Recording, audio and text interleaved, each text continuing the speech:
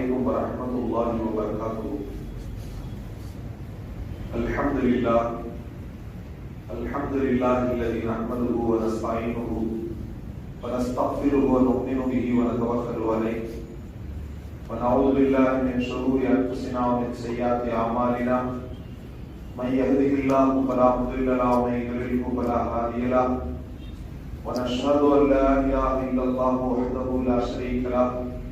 ونشهد أن سيدنا ونبينا مولانا محمد عبده ورسوله أرسله الله بالحق بشيرا ونذيرا وداعيا إلى الله بإذنه وسراجا منيرا. أما بعد فقد قال الله تعالى في القرآن العظيم وفي القرآن المجيد: أعوذ بالله من الشيطان الرجيم. بسم الله الرحمن الرحيم.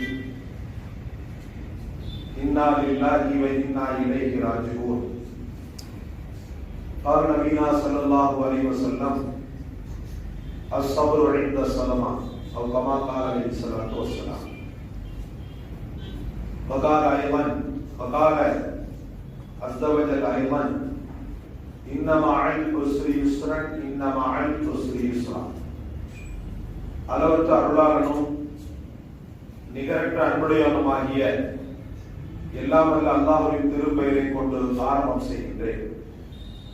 அகில உலக மாந்தரின் வழிகாட்டியாய், இஸ்லாம் கூறும் நல்லுலகின் மிகச்சிறந்த ஆட்சியாளராய், முஸ்லிம்களின் நெஞ்சத்தில் என்றும் ஹயாத்து நபியாக வாழ்ந்து கொண்டிருக்கக்கூடிய நபிகள் கோமான் ஹஜ்ரத் முஹம்மது ரசூலுல்லாஹி ஸல்லல்லாஹு அலைஹி வஸல்லம் அன்னாரின் மீதும், அன்னாரை பின்பற்றிய சத்திய சஹாபாக்கள், தாபீன்கள், தபா தாபீன்கள், நல்லோர்கள், நாதாக்கள், நம் அனைவரின் மீதும் எல்லாம் வல்ல அல்லாஹ்வின் மீது இணை இல்லாத அன்பும் அவருடைய கருணையும் நிலவட்டுமாக. ஒரு நொடியில் ஏற்படக்கூடிய துன்பம் அடுத்த நொடியில் ஏற்படக்கூடிய இன்பத்தால் மறந்து ஒரு சாதாரண சூழ்நிலைக்கும் ஒரு யதார்த்தமான சூழ்நிலைக்கும் தள்ளப்படுவதுதான் மனிதனுடைய வாழ்க்கை. இன்பம் யாருக்குமே நிலையாக இருப்பதில்லை, அதே போல துன்பமே நிலையாக ஒருவனுக்கு அமைவதில்லை. அல்லாஹ் தஆலா இதை பற்றி ரொம்ப சிலாகித்து சொல்வான் மனித வாழ்க்கையின் தத்துவத்தை. இன்ன மஅல் உஸ்ரி யுஸ்ரன் இன்ன மஅல் உஸ்ரி யுஸ்ரா.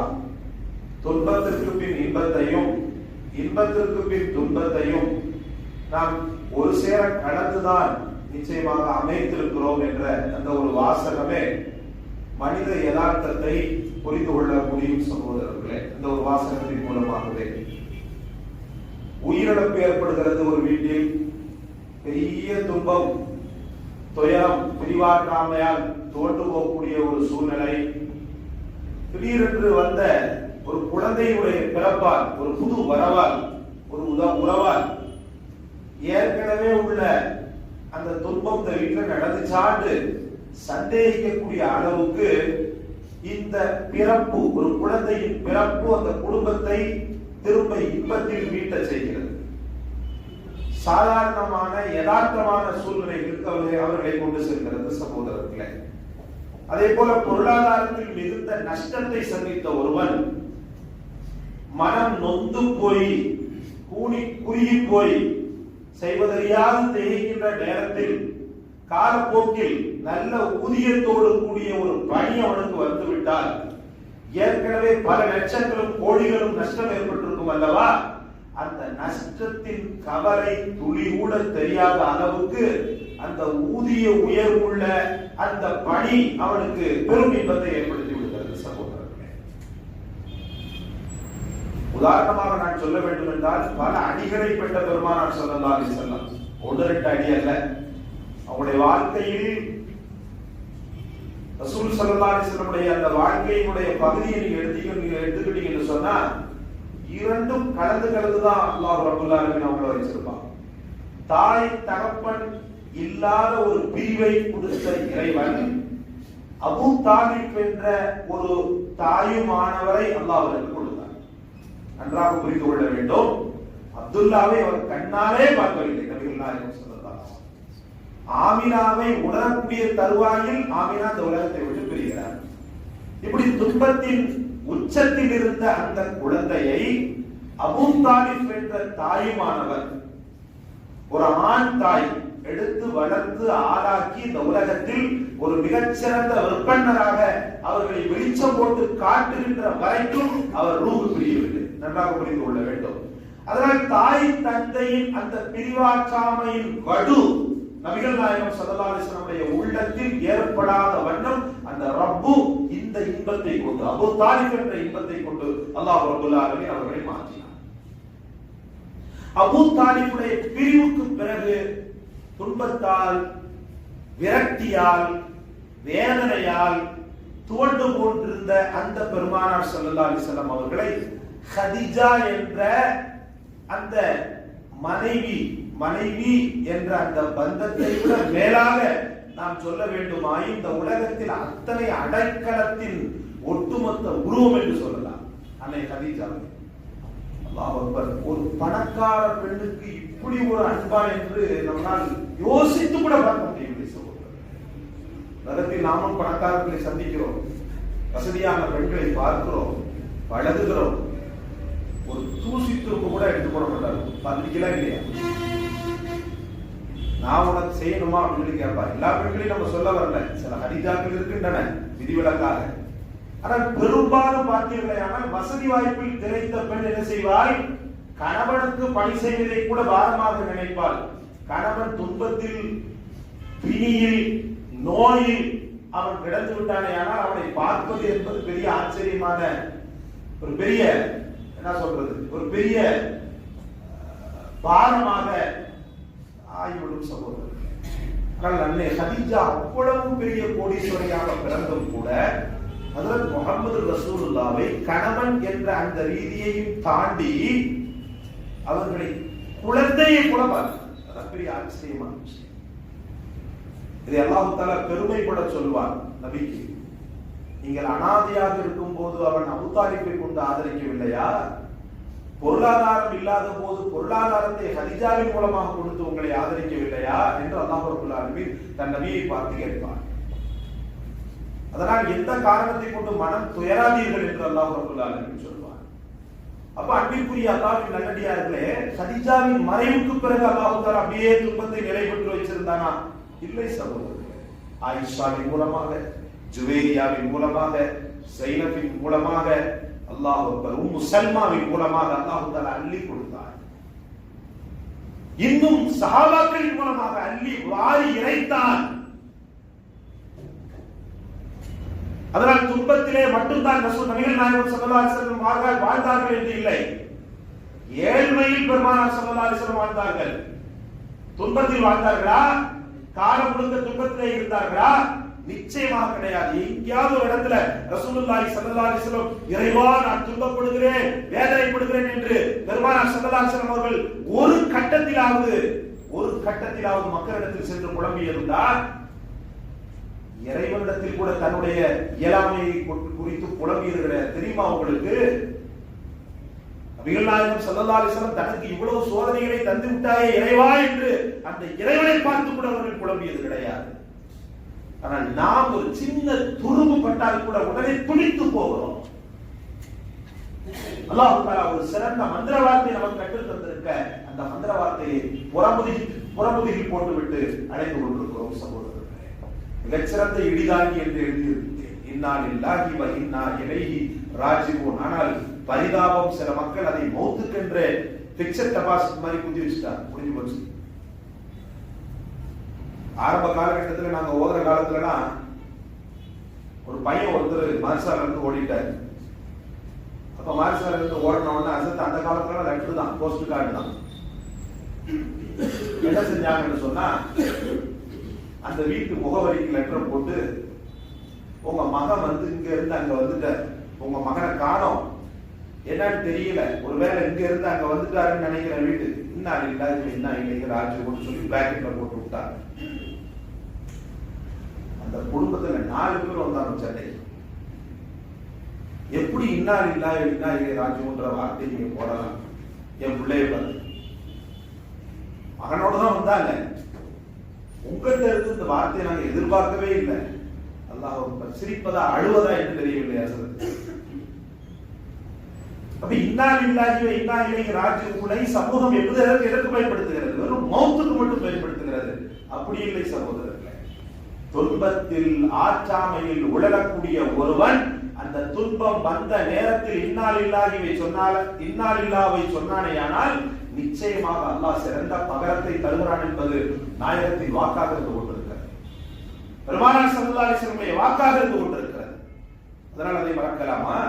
காலில் முள் குத்தினாலும் இன்னா லில்லாஹ், கீழே விழ முயற்சித்தால், கீழே விழ நிலை தடுமாறி கீழே விழ போனாலும் இன்னா லில்லாஹ், வாகனம் உடைந்து விட்டாலும் இன்னா லில்லாஹ், கண்ணாடி உடைந்து விட்டாலும் இன்னா லில்லாஹ், சீப்பு உடைந்து விட்டாலும் இன்னா லில்லாஹ், வாட்ச் தவறி கீழே விழுந்து விட்டாலும் இன்னா லில்லாஹ், மொபைல் கீழே தவறி விழுந்து விட்டாலும் இன்னா லில்லாஹ், மின்சாரம் திடீரென்று நின்று விட்டாலும் இன்னா லில்லாஹ்.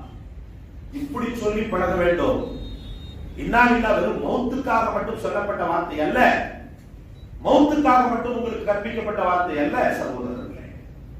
அந்த இன்னா லில்லாஹ்வை சொல்லி எத்தனையோ மக்கள் மேன்மக்கள் மிகச்சிறந்த வெற்றியை பெற்றிருக்கின்றனர். பொருள் காணாமல் போய்விட்டால் இன்னா லில்லாஹ், அந்த இன்னா லில்லாஹ்வை சொன்ன மாத்திரத்தில் எனக்குலாம் நிறைய நடந்திருக்கு. இன்னா லில்லாஹ்வை சொல்லி பாருங்கள், காணா போன தருணத்திலே இன்னா லில்லாஹ் என்று சொல்ல வேண்டும். 1.5 மணி நேரம் 2 மணி நேரம் கழிச்சு சொன்னார்ல அப்படின்னு இன்னா லில்லாஹ் ராஜோன்னு சொல்லி நீங்க பாட்டுக்கு மணிக்கணக்கா உட்கார்ந்து சொல்லிட்டு அதுக்கப்புறமா பொருள் கிடைக்கலன்னு சொல்லி சொல்லக்கூடாது. துன்பத்தின் ஆரம்பத்தில் ரசூல் ஸல்லல்லாஹு அலைஹி வஸல்லம் அவர்கள் அஸ்ஸப்ரு இன்த ஸதமா, பொறுமை என்பது ஆரம்ப நேரம் என்று குறிப்பிட்டார்கள் அல்லவா? அந்த ஆரம்ப நேரத்திலேயே துன்பம் வருவதற்குரிய அந்த நேரத்திலேயே இன்னா லில்லாஹ் சொல்லிவிட வேண்டும். வஹ்ஷி நபிகள் நாயகம் ஸல்லல்லாஹு அலைஹி வஸல்லம் தன் தந்தை இறந்த பிறகு தன்னுடைய தந்தையாகவே பார்த்த ஹம்ஸா ரலியல்லாஹு அவருடைய மரணத்திற்கு பெரும் காரணகர்த்தா வஹ்ஷி. குறிபார்த்து அம்பெய்வதில் தேர்ச்சி பெற்றவர். எந்த அளவுக்கு அம்பெய்வார்? குரல் வளையை ஒருவனுக்கு குறிவைத்து எரிந்தாரையானால் அந்த குரல் வளையில் சென்று அவருடைய அம்பு தைக்கும். கண் இமை இருக்கிறது அல்லவா, அந்த கண் இமையை அவர் நேர்கோட்டு பாதையாக வைத்து அதை நோக்கி அவர் அம்பெய்தார் என்று சொன்னால் கண் இமையில் கூட சென்று குத்துமா. அவ்வளவு வச்ச குறி தப்பாத ஹஜ்ரத் வஹ்ஷி ஆரம்ப காலகட்டத்தில் இஸ்லாத்தின் பெரும் எதிரி. தனக்கு அடிமைத்தனம், தான் அடிமையாக இருப்பது பிடிக்கவில்லை, தனக்கு உரிமை கிடைக்க போகிறது, தனக்கு சுதந்திரம் கிடைக்க போகிறது, அதற்கு விளையாக ஹம்சாவுடைய உயிர் பேசப்படுகிறது. ஹம்சாவை யாராவது கொன்றாரையானால், இல்ல ஹம்சாவை நீ கொண்டுட்டா நீ என்னுடைய அடிமைத்தனத்திலிருந்து விடுதலை அப்படின்னு சொல்லிட்டு அவருடைய எஜமானன் சொல்லி வைத்திருந்தான். அப்போ அந்த அடிமைத்தனத்திலிருந்து சில பேர் சொல்லுவாங்க ஹிந்தாவுக்கு வஹ்ஷி வந்து அடிமைன்னு சொல்லிட்டு. ஹிந்தாவுக்கு வஹ்ஷி அடிமை கிடையாது. அதாவது ஹம்சா ரலியல்லாஹு கண்ணு வேற, காது வேற, மூக்கு வேற, கை வேற, கால் வேறன்னு சொல்லி தனித்தனியா வெட்டி கூறு போட்டுச்சு ஹிந்தா. அந்த ஹிந்தாவுக்கு வஹ்ஷி அடிமை கிடையாது, வேற ஒரு நபருக்கு அடிமை. அந்த அடிமைத்தனத்திலிருந்து விடுதலை பெறுவதற்காகத்தான் அவர் போருக்கு வந்தாரே ஒழிய இஸ்லாத்தை எதிர்த்தவர் போருக்கு வரவில்லை சகோதரர்களே. இஸ்லாமை எதிர்ப்பவருடைய உள்ளத்தில் கிடையாது. அவருக்கு முழுக்க முழுக்க முழுக்க தான் அடிமைத்தனத்திலிருந்து விடுதலை ஆகணும், அதுக்கு ஹம்சாவை கொல்லணும் அப்படின்னு சொல்லிட்டு அவர் வந்தார். ஹம்சா ரலியல்லாஹு அல்லாஹ்வின் சிங்கம் என்று போற்றப்பட்ட ஹம்சா ரலியல்லாஹு, இஸ்லாத்தின் மிகப்பெரும் கேடயம் என்று வர்ணிக்கப்பட்ட ஹம்சா ரலியல்லாஹு, இன்றும் கூட மக்காவுக்கும் மதீனாவுக்கும் செல்லக்கூடிய, உம்ராவுக்கும் ஹஜ்ஜுக்கும் செல்லக்கூடிய ஹாஜிகளுடைய கண்கள் நீர் தழும்ப ஹம்சா ரலியல்லாஹுவின் நினைவிடம் தனிப்பட்ட முறையில் இருக்கிறது. அதை நீங்கள் பார்க்கும்போது உள்ள கொதிக்கக்கூடிய அளவுக்கு, ஈமானிய பலம் உயரக்கூடிய அளவுக்கு கம்பீரமாக அங்கே துயில்பட்டு கொண்டிருக்கிறார்கள் ஹஜ்ரத் ஹம்சா. அந்த ஹம்சா ரலியல்லாஹு ரசூல் ஸல்லல்லாஹு அலைஹி வஸல்லம் சிறிய தந்தையான, தன்னுடைய தந்தைக்கு பிறகு அவர்கள் தான் தந்தை, இவர்கள் தான் தந்தை என்று அபூ தாலிப் ஹம்சாவை தான் கொண்டாடிட்டு இருந்தாங்க ரசூலுல்லாஹி ஸல்லல்லாஹு அலைஹி வஸல்லம். அந்த ஹம்சாவை அவங்க வேற ஒருத்தரோட போர் புரிந்து கொடுத்திருக்கிறாங்க. கொல்லப்புறமா வந்து அடிக்கிற மாதிரி குறி வைத்து அவர்கள் எதிரியை துவம்சம் செய்து கொண்டிருக்கிறார்கள். இவர் குறிவைத்து ஹம்ஸா ரலியல்லாஹு அவர்களை பதம் பார்க்கிறார். இவரால் விடப்பட்ட அம்பு ஹஜ்ரத் ஹம்ஸா ரலியல்லாஹுடைய வயிற்றை நுழைத்து இடுப்பில் முதுகில் வெளிவருகிறது. அந்த அளவுக்கு ரொம்ப கொடூரமான முறையில வேகமாக அழுத்தமாக அம்பெறுகிறார். சரையல் என்று கீழே விழுந்தார்கள். விழுந்து வஃபாத்தான பிறகு ஹிந்தா பேயாட்டம் ஆடிக்கொண்டு ஓடி வந்தார். ஓடி வந்து என்னென்ன நடந்தது என்று பல தடவை நீங்கள் கேட்டிருப்பீர்கள். அப்ப இந்த வஃபாத்தில் பெருமானார் ஸல்லல்லாஹு அலைஹி வஸல்லம் எப்படி வேதனை எடுக்கப்பட்டிருக்க வேண்டும். உலகத்தில் உறவுகள் பிரிவது என்பது ஒரு பக்கம் இருந்தாலும் கூட அந்த உறவுகள் கொடூரமாக பிரிவது என்பது எவ்வளவு பெரிய கொடுமை. அந்த உறவுகள் சிதிலமடைந்து இறப்பது என்பது எவ்வளவு பெரிய கொடுமை.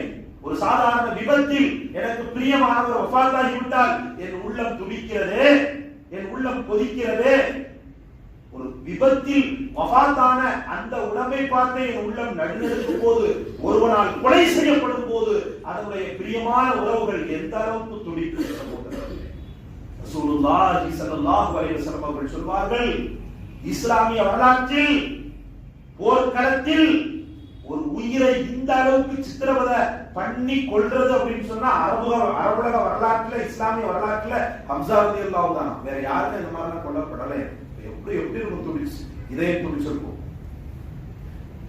ஹம்ஸா ரலியல்லாஹுடைய அந்த ஜனாசாவை எப்படி எடுத்தார்கள் தெரியுமா சகோதரர்களே? அள்ளி கொண்டு சென்றார், வெட்டி வீழ்த்தினார். ஹிந்தா சிதிலமாக வெட்டி வீழ்த்தினார், சரியாக வெட்டி வீழ்த்தினார். முகம் தெரியவில்லை, உடம்பும் தெரியவில்லை, பொருத்தவும் முடியவில்லை. அப்படியே எதையோ குவியலை அள்ளுவது போல வாடி அள்ளிக்கொண்டு சென்றார்கள். அப்போ ஒரு பிரிவில், ஒரு உறவின் பிரிவில், அதுவும் வலியோடு சேர்ந்த உறவின் பிரிவில் எவ்வளவு அழுத்தமும் எவ்வளவு நெஞ்சார்ந்த வேதனை இருந்திருக்கும் சகோதரர்களே. அதற்காக பழிவாங்கினார்களா வஹ்ஷியை? ஒரு காலகட்டத்தில் அவர்கள் காத்த அந்த பொறுமையின் காரணமாக 2 முத்துக்களாக ரசூலுடைய அந்த காலடியில் வந்து சரணாகதி அடைந்தனவே வஹ்ஷியும் ஹிந்தாவும். ஒருவேளை பொறுமை இழந்த அந்த 2 பேரையும் பெருமானார் ஸல்லல்லாஹு அலைஹி வஸல்லம் வஞ்சம் தீர்த்திருந்தார். இன்று உலக வரலாற்றில் வஹ்ஷி ஒரு காஃபிர், ஹிந்தாவும் ஒரு பக்கா காஃபிராக இந்த உலகத்தை விட்டு பிரிந்திருப்பார்கள். ஆனால் நபிகள் நாயகம் ஸல்லல்லாஹு அலைஹி வஸல்லம் காட்டிய அந்த அதீத பொறுமை, அல்லாஹு அக்பர், சகிப்புத்தன்மை, அந்த சகிப்புத்தன்மைக்கு அல்லாஹ் கொடுத்த பரிசு வஹ்ஷியும் ஹிந்தாவும் ஒரு சேவை இஸ்லாத்தை தருகிறார். அந்த வஹ்ஷியிடத்தில் ஒரே ஒரு வார்த்தை மட்டும் சொல்வார்கள், யா வஹ்ஷி, நீங்கள் வாருங்கள் போங்கள், ஆனால் என் கண் முன்னாடி நீங்கள் அதிகம் வருவதை தவிர்த்துக் கொள்ளுங்கள். நானாக மறக்க நினைத்தாலும் கூட உன்னை பார்க்கும் போது என் தந்தை ஞாபகம் வந்து விடுகிறது என்று சொல்வார்கள். பலகீனமான குரலில் சொல்வார்கள். அதுக்காக நீ கண்ணை முடிக்காத அப்படிலாம் சொல்ல மாட்டாங்க. ரசூலுல்லாஹ் அவங்களுக்கு அழகும் கிடையாது, அவங்க ரசூலுல்லாஹ் சொல்லவும் மாட்டாங்க யாரையுமே. எப்படிப்பட்டவர்கள் நாம மன்னிச்சிருக்கிறாங்க. வஹ்ஷியை மன்னிக்கிறது எவ்வளவு பெரிய ஏமாத்திரம் சகோதரர்களே. இந்த ஒரு வார்த்தையை மட்டும் சொன்னார்கள். ஏன்னா சாதாரண மரணம் அல்லவே, கொடூர மரணம் அல்லவா.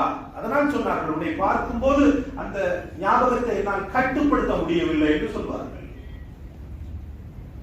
அது ஒரு வழியை வஹ்ஷிக்கு ஏற்படுத்தியது. இன்னொரு காலகட்டத்தில் அவர் செய்த ஒரு பெரிய சரித்திர சாதனை என்ன தெரியுமா?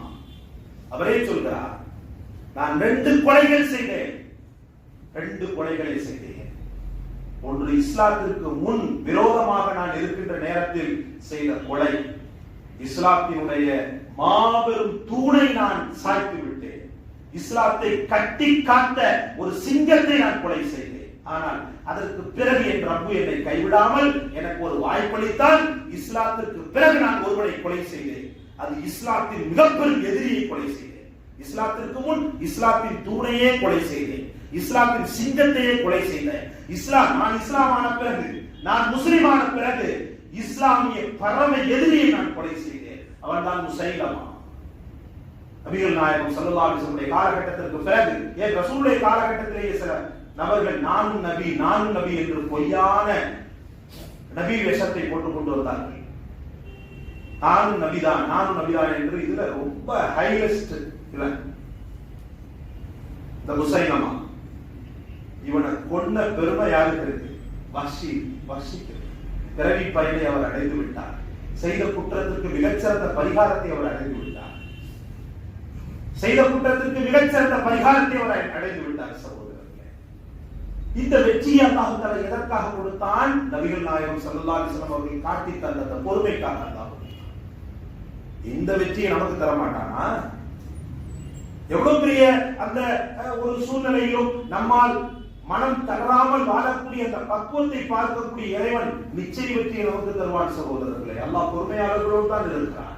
வலநபுலுவன்னக்கும் ஷைஇன் மினல் ஹௌஃபி வல் ஜூஇ வ நக்ஸி மினல் அம்வாலி வல் அன்ஃபுஸ் வத்-தமராத் வபஷ்ஷிரிஸ் ஸாபிரீன். அல்லாஹ் சொல்றான், வலநபுலுவன்னக்கும் ஷைஇன் மினல் ஹௌஃபி வல் ஜூஇ, பசியை கொண்டும் பயத்தை கொண்டும் உங்களை நான் சில நேரங்களில் சோதிப்பேன். பசியை கொண்டு சொன்னா சரியான முறையில வருமானம் இருக்காது, அதான் பசி.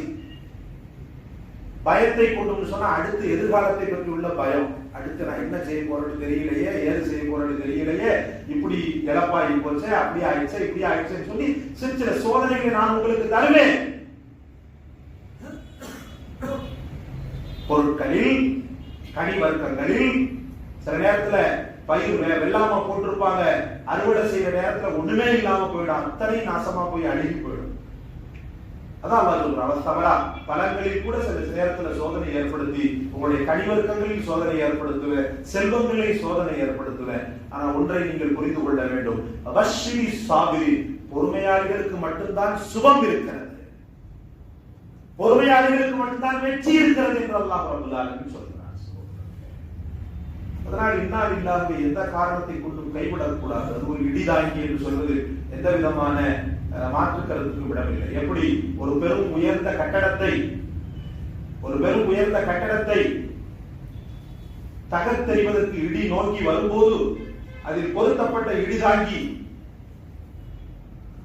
அந்த இடியை தாங்கிக் கொண்டு அதை ஒன்றுமில்லாமலாக்கி பூமிக்கு அனுப்புகிறதோ, அதே போல இந்த இன்னால் இல்லாதவையும் ஹஸ்புனல்லாஹு வ நிஅமல் வக்கீல், ஹஸ்புனல்லாஹு வ நிஅமல் வக்கீல், நிஅமல் மௌலா வ நிஅமன் நஸீர் என்ற இந்த பதங்கள், இந்த மந்திர சொற்கள் ஏற்படக்கூடிய அந்த வலுவை, ஏற்படக்கூடிய அந்த ரணத்தை தனதாக்கி கொண்டு தாங்கிக் கொண்டு உங்களுக்கு ஒரு இன்பத்தை அது கடத்துகிறது. சகோதரர்களே, லுக்மானுல் ஹக்கீம் அலைஹிஸ்ஸலாம் தன் மகனோடு செல்வார், மகனோடு சென்று கொண்டிருப்பார் அல்லாஹ்வின் பாதையிலே.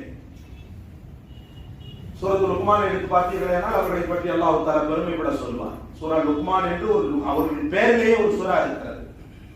சில பேர் அதை அவர்களை நபி என்கிறார்கள், சில பேர் அவர்களை அறிஞர் என்று சொல்கிறார்கள். மொத்தத்தில் அவர் ஒரு அறிஞர், இறைவனுக்கு நெருக்கமான ஒரு நல்ல அடியார்.